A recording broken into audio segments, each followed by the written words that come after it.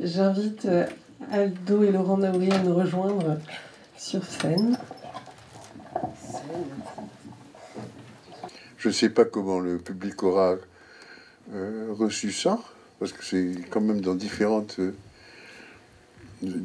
acceptions, mais moi j'ai été extrêmement ému par le récit, par exemple, de la dame grecque, qui a véritablement fait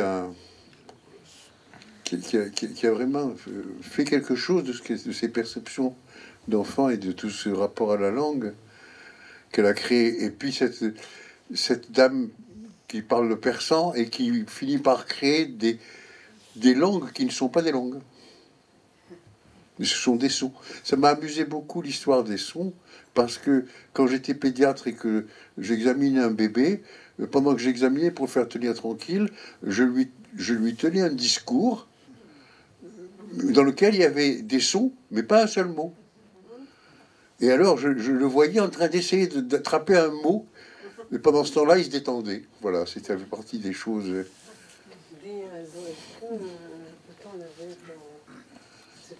C'est parce qu'il y a quelqu'un qui filme. Bon. Et alors, quels sons, c'est ça qui m'amuse, quels sons tu as fait à l'enfant, par exemple?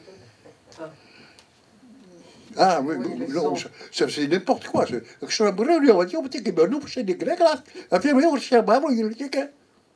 Voilà, c'était des phonèmes. L'essentiel, c'est qu'il y eut quelque chose qui, précisément pour lui faisait dresser l'oreille. Et au point que, précisément, il n'opposait plus de résistance à ce que je pouvais éventuellement avoir à faire ou lui faire faire. C'est dommage que je ne savais pas ça, on aurait fait. Tu as fait un duo avec... avec Anat. Mais Anat, ce que je trouve incroyable, en fait, elle reproduit la conversation entre la mère et la grand-mère. Oui. Et beaucoup plus la grand-mère, parce que moi j'attends vraiment la conversation dans laquelle la grand-mère... Les attaques. Et boum, l'attaque, les jaillissements et tout ça, c'est la grand-mère. Et de temps en temps, on attend la voix. C'est vraiment une conversation entre les deux. Oui.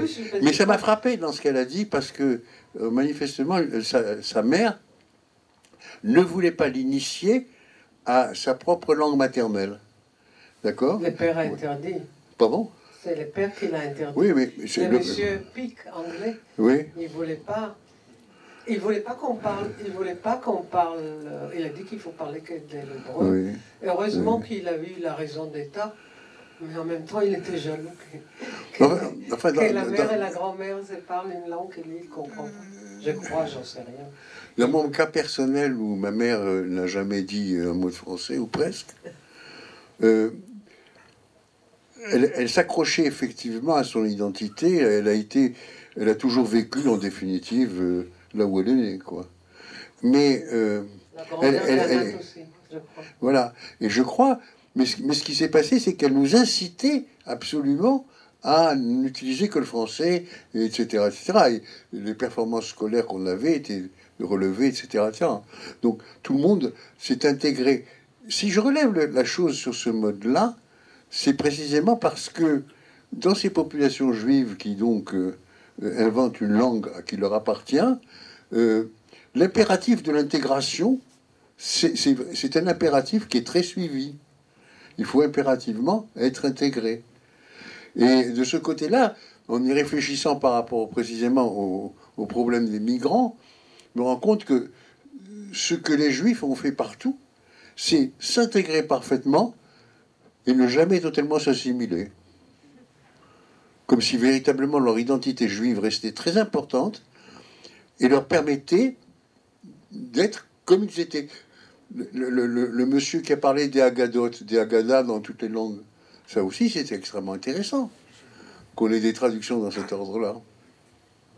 Et que d'une ville à l'autre, au Maroc, on parlait...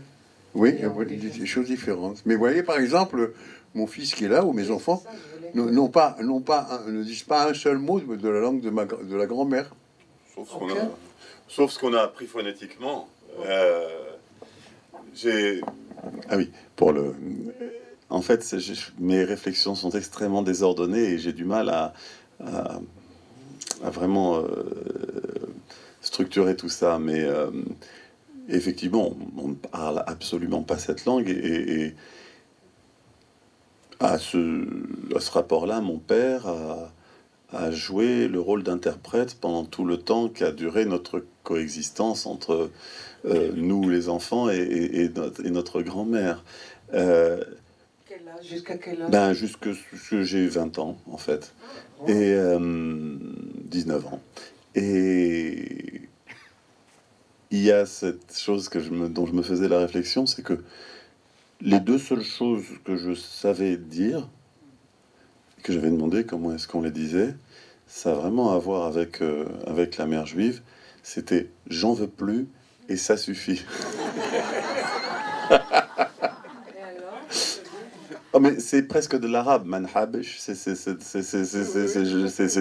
même pas du dialecte.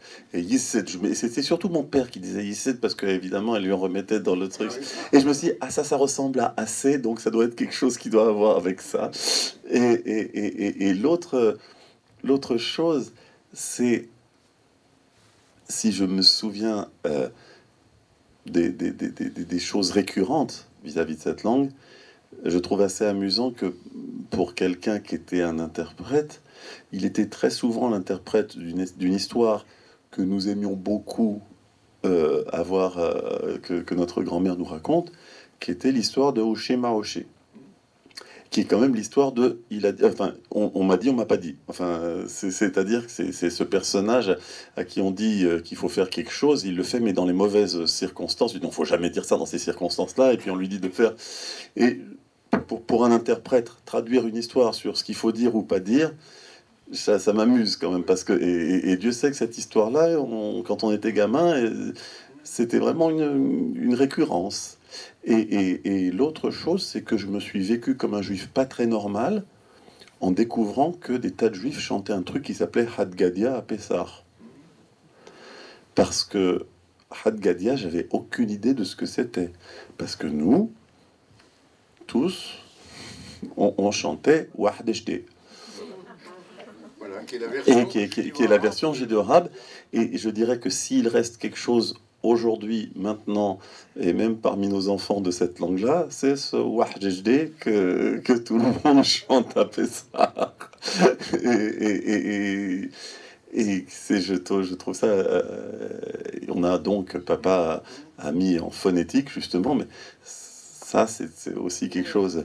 Et je me dis que la relation que j'ai, moi, à cette langue doit être forcément différente de la relation que je pense à, parce que j'ai un cousin et une cousine qui sont dans la salle et qui sont d'une génération. Vous savez, 5, 6 ans ou 7 ans, ça change aussi, et la famille dans laquelle on grandit change aussi. Donc, je sais pas, vous entendiez peut-être plus, et puis même peut-être de toi, Patrick, tes souvenirs en Algérie, si tu veux, tu l'entendais différemment. Tu vois, je me dis, on a un cousin qui est né en 1951, lui, il l'a entendu, même si c'est oublié. Et puis j'ai un cousin qui est né en 1971, mais qui lui a vécu pratiquement chez ma grand-mère quand il était gamin. Et donc lui, cette langue, même s'il la parle pas, il la comprend parfaitement, encore maintenant. Donc les vécus sont très individuels. Il répondra pas nécessairement. Mais il va comprendre. Oui, absolument. Et l'autre chose, c'est amusant ces histoires de langue, parce que j'entendais comment tu disais courgette, karha. Mais en fait, c'est pas par hasard, parce que quand vous entendez kalabasika, la petite calebasse, c'est la même racine, et c'est pour ça que ça peut vouloir dire une bouteille. Donc il y a forcément une logique. Ces sons-là se font pas par hasard, et ces choses ne se transmettent pas de cette façon-là. Une autre chose qui m'interpelle, et excuse-moi, je fonctionne par association, comme on fait souvent chez nous, c'est que Siboni à un moment dit que ce rabbin algérien lui dit, mais tu sais, tu peux prier en judéo-arabe, qui était la langue vernaculaire des juifs, et qui n'avait rien, ça n'avait rien ça n'avait rien de dérogatif de prier dans cette langue-là. Faut toujours se souvenir que le Kaddish a été écrit en araméen justement pour que tout un chacun puisse le comprendre, et qu'il y a pas mal de prières comme ça qui sont en araméen parce que c'était la langue vernaculaire de l'époque. Et ce qui est très curieux, c'est que maintenant on a un esprit consistorial. Ici on prie en français, ça va pas, ça fait pas bon juif. Et c'est très curieux parce qu'il y a ce rapport. Et en même temps, c'est très curieux parce que pour d'autres raisons et pour d'autres juifs, mettre de la prière dans le français est presque une perte de transcendance, ce qui n'était pas le vécu de gens qui vivaient naturellement dans une espèce de rapport transcendant, pas trop questionné. Donc je trouve ça assez intéressant à interroger, en tout cas.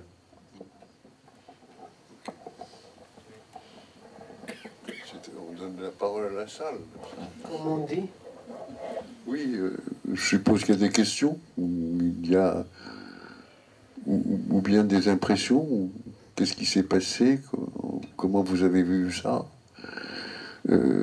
étant entendu que la majorité d'entre vous, ou du moins je suppose, ont peu de rapport avec ces langues-là. En fait, ce qui m'a intéressé, moi je connais absolument rien, je dirais, au judéo-arabe, etc., parce que je suis totalement ashkénaze. C'est beaucoup plus aussi la transmission ou la non-transmission. C'est-à-dire jusqu'où on a envie de transmettre et jusqu'où on a envie d'interdire. Et c'est pour ça que j'étais intéressée aussi par l'exemple de la Grèce, où il y avait une langue interdite. Moi, j'ai vécu dans ma famille, la langue interdite étant le polonais, qui était une langue bannie, et avec ce principe, en effet, d'assimilation au maximum. Et je pense qu'il y a peut-être des régions où on a été beaucoup plus fort dans l'envie de transmettre, parce que peut-être les communautés étaient plus petites ou avaient une histoire plus compliquée. Mais quand on a envie de transmettre, c'est vraiment quelque chose d'assez compliqué. J'avais envie de dire que peut-être que si tu n'as pas appris, Laurent, la langue de ta grand-mère, ça a peut-être développé aussi des qualités linguistiques générales. Je me faisais une petite réflexion à ce sujet-là. Bon, la traduction est un problème qui fascine moi-même et mes deux sœurs, mais il y a plusieurs choses là-dedans, parce que tu parlais de la musique et mon père, juste avant qu'on vienne ici, disait on était une famille très tendue. Il y avait beaucoup de tensions entre tous les frères et sœurs, etc. Et la seule chose, le seul moment où ça s'adoucissait, c'était quand on chantait. Et alors, je veux bien que coiffeur ce soit Hassan, qui est le nom de sa mère, mais Hassan, c'est pas très loin non plus, si tu veux. Nourit m'a dit comment on disait coiffeur En hébreu. En hébreu. Mais en fait, comment on dit coiffer, hein? C'est les sapers. Oui, les sapers. mes Et comment on dit raconter? Oui, les sapers. C'est-à-dire qu'en extraordinaire. Le mot... Le coiffeur est un conteur. Bah, voilà, c'est d'ailleurs... C'est bien le destin. C'est bien le destin général de tout. Enfin, moi, qu'est-ce que j'ai sorti comme de mon expérience, c'est que nous sommes tous, sans exception, les enfants de nos mères. Et nous passons notre vie à essayer de faire en sorte d'être nous-mêmes, et on prend plein de trajectoires pour pouvoir échapper à ce destin. Moi, évidemment, le cheveu et les coiffeurs, ça m'a posé des problèmes toute ma vie. D'accord? Et je finis par être quoi? Par être un conteur qui veut dire, mais ça perd. Le coiffeur. Mais ça perd. Je pourrais ajouter ça, que dans la conversation qu'elle a eue avec sa mère, quand elle lui dit tu vas faire coiffeur, il dit alors j'aurais fait toutes ces études pour faire coiffeur. Je dis mais c'est très important, parce que comme ça tu auras de la conversation et donc une bonne clientèle.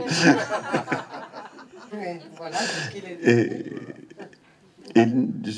c'est très curieux, ces langages interdits. Je sais pas, pour moi, le vécu de la famille de ma mère, là aussi, pour moi, c'était toujours une source d'interrogation. j'ai pas eu l'impression d'avoir des grands-parents qui évitaient de parler. Enfin, la langue de mes grands-parents que j'entendais, c'était le russe, pas le yiddish. Je les ai jamais entendus parler yiddish. Je sais même pas comment ça sonne dans le... Oui, quand ils parlaient entre...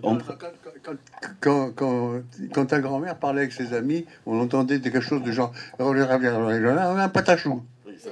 Alors je parlais yiddish, et puis de temps en temps il y avait un mot de français. Voilà. Pour moi, c'était un vécu très russe. Je n'ai pas, je sais pas pourquoi je dis ça comme ça, mais et de l'autre côté, je veux dire, cette histoire, en tout cas, ça ne s'est pas fait ni d'un côté ni de l'autre, mais le fait que ça ne se fasse pas ne s'est pas formulé évidemment de la même façon, on n'a jamais été formulé, mais les enjeux n'étaient pas les mêmes, je crois. Et j'ai pas fini de m'interroger là-dessus, mais bon. En fait, l'autre jour, Wakni a dit que ta mère est la première mère qui ne veut pas que son fils soit médecin. Ah oui. Et qu'elle veut qu'il soit coiffeur. D'ailleurs, elle a toujours contesté mon étiquette. Elle me passait mon temps à me dire t'as beau être médecin, t'es comme tous les médecins, tu n'es qu'un âne. Voilà, c'était bon. Elle te l'a même démontré. Oui. Parce que. Oh, D'accord. Voilà. J'ai rien demandé. Elle a donné des... Non, elle arrivait à se soigner toute seule en passant, en faisant fi de toutes les prescriptions médicales. Enfin, il y a plein d'histoires comme ça, un peu de sorcellerie. Voilà. Dans les livres. Voilà. Oui. Mais je m'interrogeais dans ces familles double culture, en Israël ou ensuite en diaspora ailleurs, quand il y a une langue paternelle qui n'est pas parlée par la mère, est-ce qu'il y a une place pour la langue paternelle, symbolique, psychique ou même physique, ou est-ce qu'elle est totalement différente de la langue maternelle? C'est pas par hasard qu'on parle de langue maternelle. C'est précisément parce que la transmission entre la mère et l'enfant est quelque chose de beaucoup plus aisé, plus fiable que la transmission entre le père et l'enfant. Pour un enfant, ça met du temps. Pour un enfant, son père, c'est un étranger. Et ça n'a absolument pas du tout les mêmes... Évidemment, on peut... L'influence, ça ne veut pas dire du tout qu'il n'y ait pas d'influence. Mais moi, j'ai eu dans ma clientèle même beaucoup de pères musulmans mariés à des non-musulmanes qui parlaient arabe et qui auraient voulu que leurs enfants parlent arabe et que les enfants ne parlaient pas arabe. Pourquoi? Parce qu'il y a l'environnement qui fait que cette langue-là n'est pas une langue de communication. Et puis, c'est simplement parce que ça passe beaucoup plus facilement du côté de la mère. Alors que, par exemple, si c'est la mère qui est arabe et le père qui ne l'est pas, l'arabe passe à tous les coups.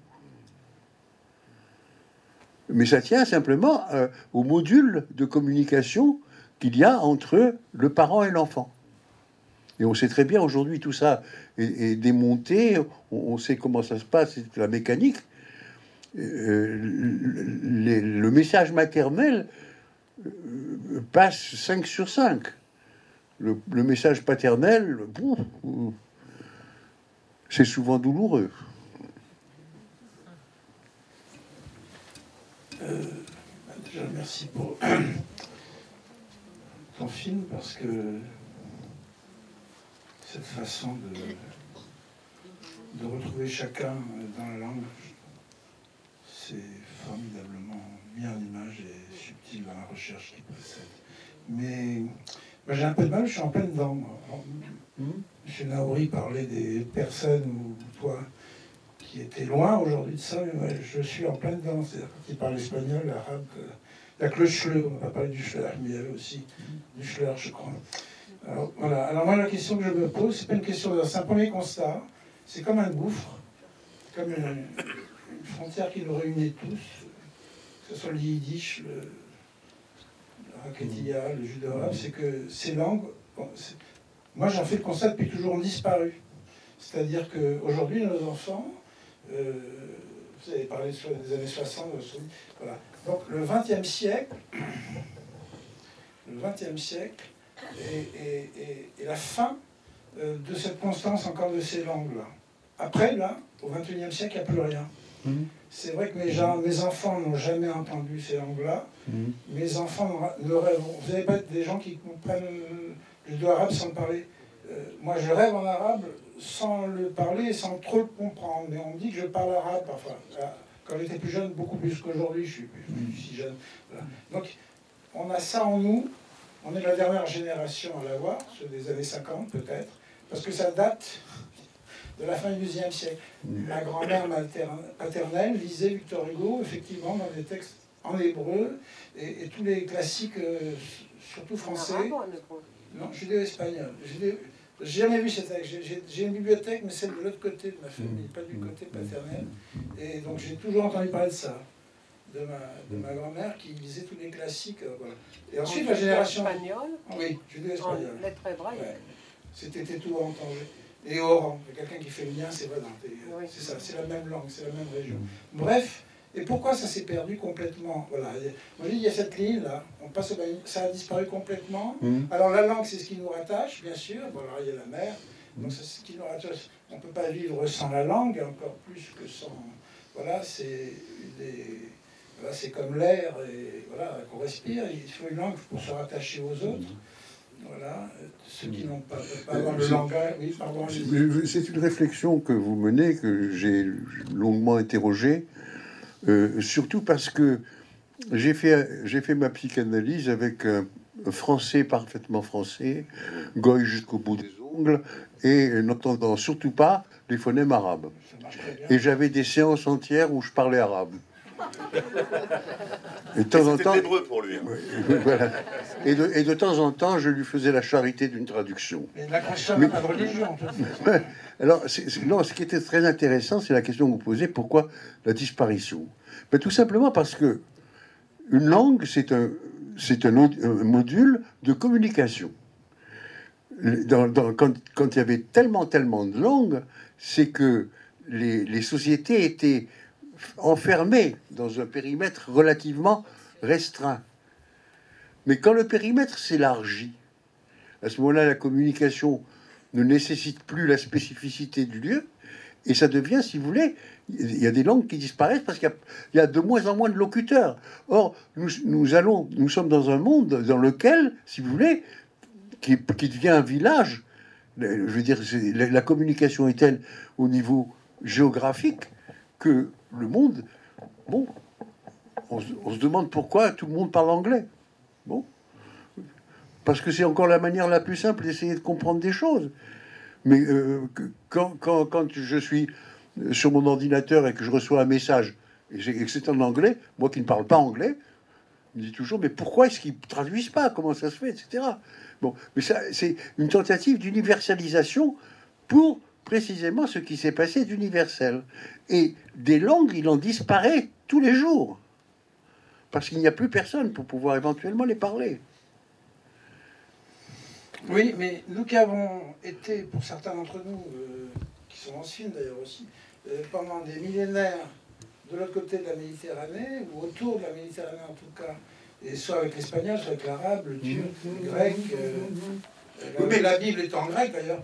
Non, mais si vous voulez, il y avait une sorte je dirais, c'est très, très grossier ce que je dis, il y avait une sorte de stabilité du temps. Le temps durait.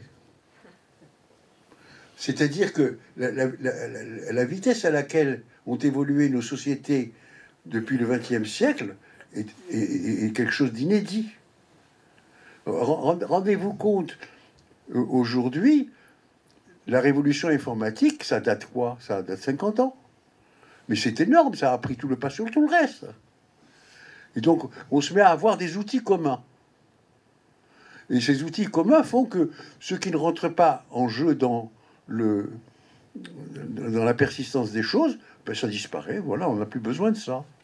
Et alors, et je parlais aussi, je voulais vous donner encore autre chose, c'est que l'environnement intervient beaucoup dans ce qu'il en est, et des langues et de la façon et de ce qu'elle porte en elle. Et j'ai comme ça une histoire personnelle amusante où je suis allé à la manif. Ma fille a reçu un prix de traduction et je l'ai entendu parler. Et elle a raconté que lorsqu'elle avait 10 ans, elle a entendu son père qui écoutait une chanson et qui trouvait ça très beau, dire c'est magnifique, et tout le monde demandant traduit ce qui a été dit, et j'aurais dit c'est intraduisible.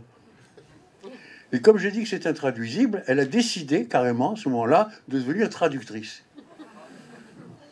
Alors évidemment, pourquoi c'est intraduisible?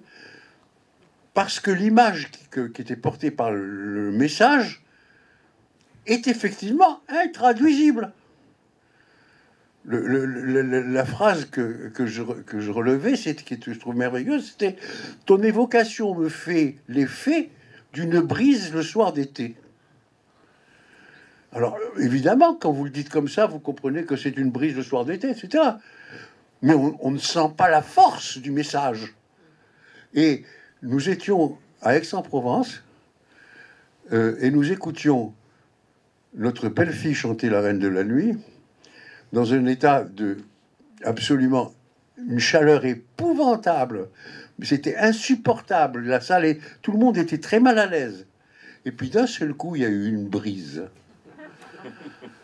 Et ça a tout changé. Et je me suis penché vers ma femme. J'ai dit, tu vois, c'est ça la brise, le soir d'été. Et on ne peut percevoir la force de l'image que parce que on le sent par avec le corps. Et ça intervient tout le temps. Je veux dire que la particularité de la poésie, c'est de pouvoir éventuellement, avec des mots que l'on connaît, les agencer d'une façon telle qu'elles produisent une émotion qui était inattendue. Et c'est ça, cette force de langue. Et c'est pour ça aussi qu'elles ont un attrait. Je veux dire que la petite fille qui cherche à savoir ce que dit sa mère à sa grand-mère, ben c'est ça. Ben le monsieur qui va voir les Haggadot pour voir comment les différents arabes sont faits, etc. Il y a constamment, tout le temps, une sorte de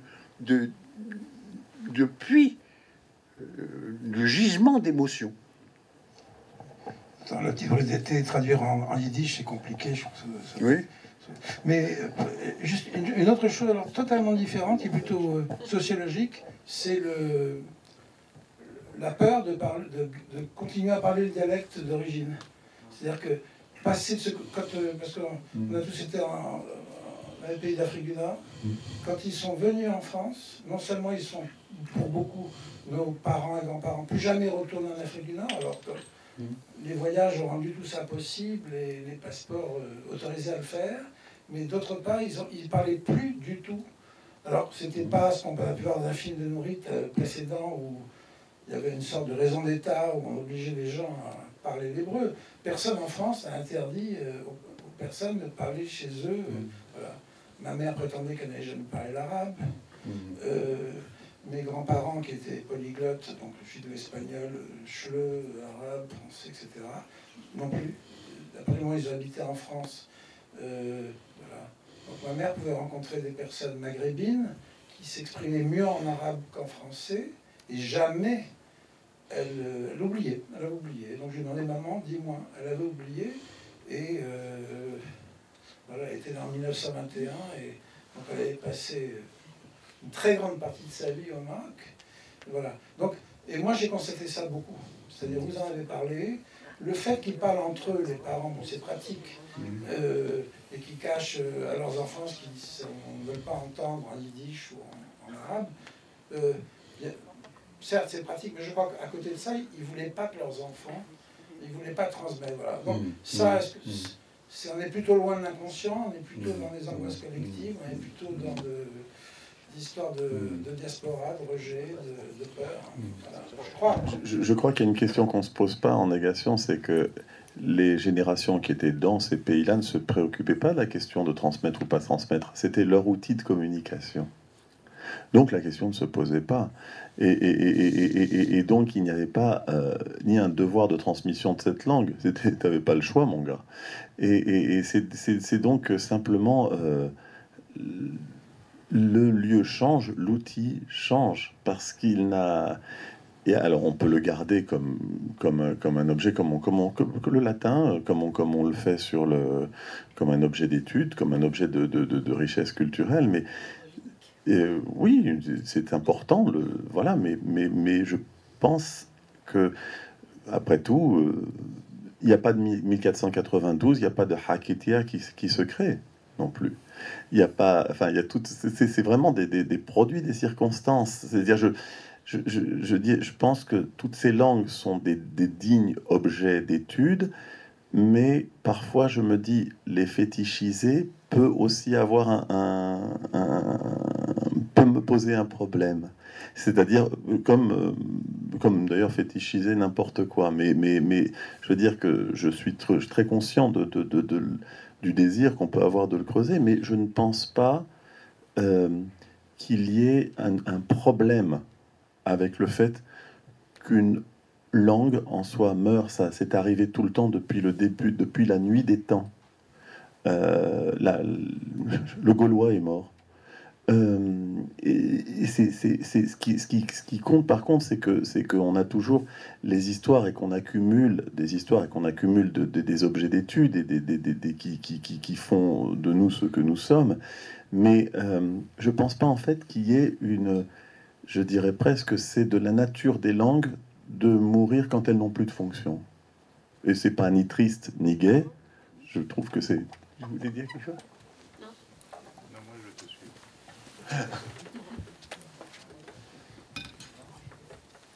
Moi, je reprendrai une chose qu'a dit mon cousin et mon oncle tout à l'heure, par rapport à ce que vous venez de dire. C'est que j'ai quand même la sensation qu'une langue qui ne se transmet pas, par rapport au vécu de toutes les personnes qu'on a vues, qu'on a entendues surtout, c'est parce que c'est une langue qui transmet une tragédie. Et donc, on a des difficultés à transmettre la tragédie, parce que quand on a des enfants, on n'a pas envie de leur faire supposer qu'eux-mêmes auront à en vivre. Et pour reprendre ce que disait Laurent, et Aldo le sait, c'est quand mon père, la première fois, arrive en Israël, pour un voyage, parce qu'il était représentant sioniste de la petite bourgade en Algérie dans laquelle il vivait, il parlait hébreu. Et c'est ça qui est important dans l'hébreu d'aujourd'hui, qui est cette langue qui a fait que le pays parle aujourd'hui une langue qui était celle existante il y a plus de 3000 ans. Et donc quand il arrive en Israël la première fois, il va au marché avec leur mère pour acheter quelques légumes. Et il interpelle les marchands. Et le marchand le voit et lui dit: mais qui es-tu toi? Pourquoi? Et qui es-tu toi pour me parler comme le roi David? Parce que mon père, son oncle, frère Lando, avait cette culture hébraïque qui était celle des textes anciens. Et Lando le sait, je veux dire, quand mon père lisait la Bible, il la lisait en araméen, ce qui était une chose absolument extraordinaire. Et quand on parle de la langue, quand Laurent parle de l'émotion, de l'audition, j'ai une cassette d'Albert, qui est le frère aîné de toute la fratrie. Je peux vous dire qu'aujourd'hui, encore une fois, moi qui ne suis pas aussi féru en hébreu que mon père, lorsque j'entends cette cassette d'Albert faire la prière, j'en ai les larmes aux yeux. Et cette histoire de l'audition, cette histoire de la mémoire qui est passée quelque part et qui ne s'en ira jamais.